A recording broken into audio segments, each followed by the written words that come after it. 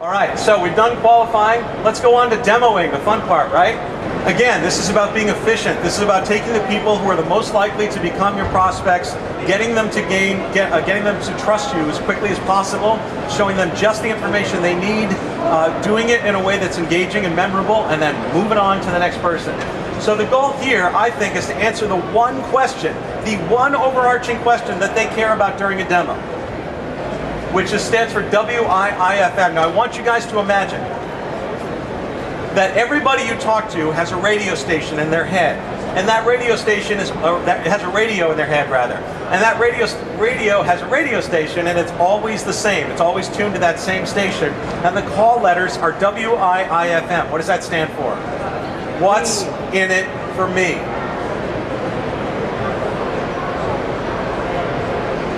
That's it. That's all they care about.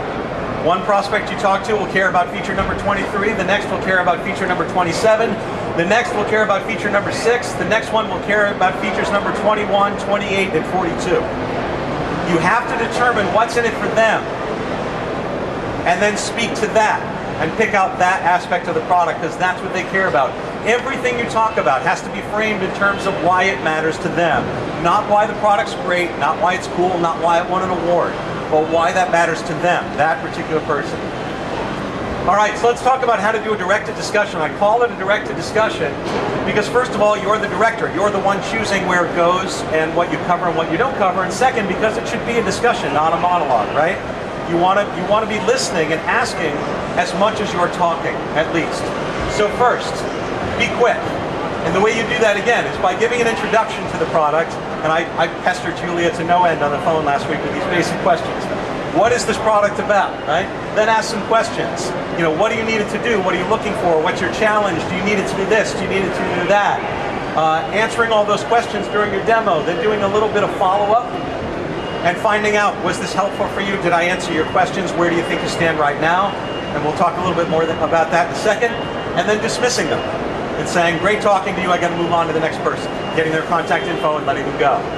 Be clear. I cannot overemphasize this point. A lot of people have the mindset, especially in the high-tech world, that the more big words you use, the smarter you sound, and therefore, the more you will sell.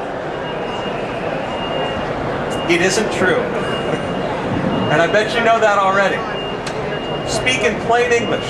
If you use a term that you're concerned they might not understand, ask them, are you familiar with that term? Would you like me to explain it to you? I bet you more often than not, somebody will need an explanation.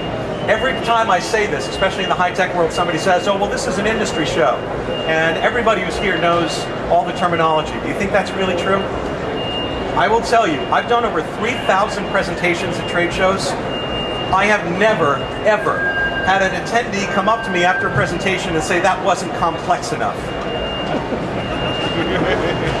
I have had attendees come up to me quite often and say, thank you. I have been in this industry for 5 years and I never knew what that term meant until you took 3 seconds to define it in your presentation.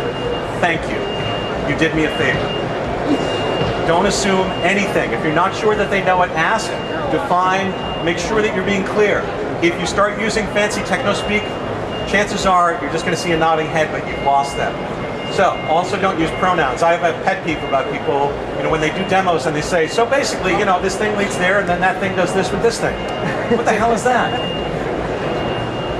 Walk them through, not so that you understand it, but so that they understand it based on their level of knowledge about the industry and the product. Be relevant. Again, everything has to relate back to the consumer needs. You should not say a single thing without knowing exactly how you're tying it back to that person and what they need and why it's valuable to them. Be benefit focused. If you want to talk about a feature, that's great, but the feature has to have a reason to be there. So if you talk about, for example, the feature is that you can throw, let's say that you can throw a stack of forms in here at the same time.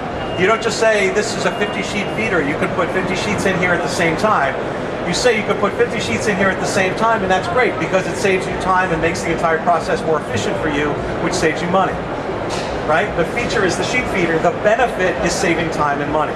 So try to stay focused on those bottom line benefits. Be engaging. Tell them success stories. You know, your company, your situation reminds me of another company we worked with 3 months ago. They installed this product. They've seen a 25% decrease in cost. They're really happy with it. They're buying 10 more. Give them a little inside scoop. You know, I was one of the people who actually helped develop this product, and before we launched it, we stayed up till 4 in the morning, and we ordered pizza, and we asked for pepperoni, but we got cheese, but we ate it anyway. It doesn't matter what you tell them. Make them feel special. Tell them something that they could not get off your website, or by reading a brochure, or reading about you in the press. Make them feel like you're giving them a little inside story, okay? Tell them cautionary tales. If they say, oh yeah, we don't want that product, it's okay if you say, you know, there was another company we worked with that felt the same way. They went in that direction, and what they found was, in the long run, it really increased their costs, and then eventually they came back to us and bought this. Very good argument. You guys still with me, by the way? I'm flying through this because we're short on time, but hope you get this. Stay connected. Keep checking in. Are you familiar with this word? Are you familiar with this term? Are you familiar with this facet of the industry? Would this help you? This feature I've just shown you, would it help you? Should I rephrase that so you understand it? Keep checking in with them. Let them know you care about the fact that they understand your demo. You're not just talking for the sake of talking. Stay positive. Nothing an attendee says is ever wrong, so don't contradict them. It's okay if you say, you know, I understand that perspective, or I understand how you could feel that way, or I can see how you'd feel that way coming from where you are. Well, you know, whatever. But don't scoff at them, don't laugh at them, don't say they're wrong. Nobody's wrong, that's their experience. Don't dismiss them and say, oh, that's stupid, I can't believe you said that. Don't denigrate anybody else on the show floor. Every company here makes a great product, it's just that yours is better. Right? And don't confide. Don't tell anybody anything on this show floor that you would not want on the front page of the show daily tomorrow. You never know who you're talking to. You never know who's standing right behind you with a tape recorder. You never know who the person you're talking to will talk to that night. All right, so keep it safe. And be honest. If you don't know, you don't know. That's cool. Say, you know what? That's a great question. I'm not sure.